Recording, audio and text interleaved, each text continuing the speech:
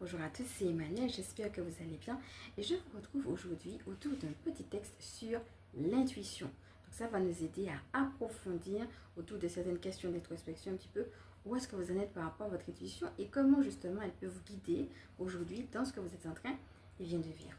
Installez-vous confortablement avec un petit crayon de quoi noter.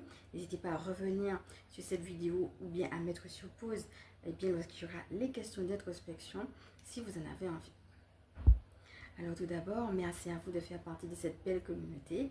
Merci pour vos mots chaleureux et si vous êtes nouveau, soyez le bienvenu. Et sachez qu'il y a une présentation de moi en fin de vidéo.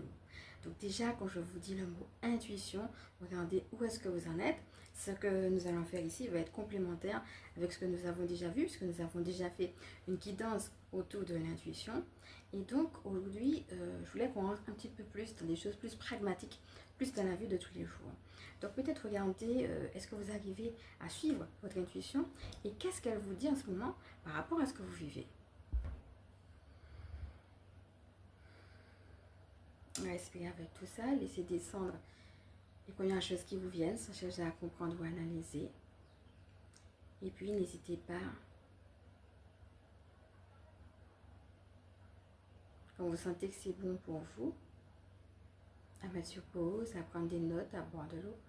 Déjà par rapport à ce que vous recevez maintenant. Vraiment prenez un temps pour voir, sonder un peu. Est-ce que j'arrive à écouter mon intuition et qu'est-ce qu'elle me dit, quelle est sa guidance pour moi dans ce que je vis aujourd'hui.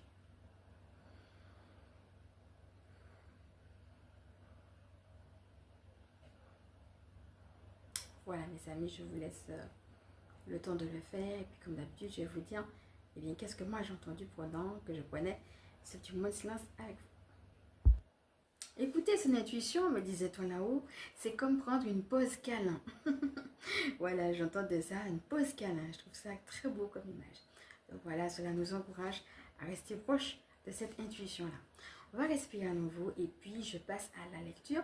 Et sachez justement que c'est un extrait de Comment avoir et garder une pensée positive, retrouver le contrôle de vos pensées en moins de 3 semaines, qui est un guide que j'ai moi-même écrit autour justement de la pensée, comme le titre l'indique. Et donc le but, c'est aussi, il y a pas mal de choses d'ailleurs dans le livre, d'avoir comme une hygiène, je dirais, de vie.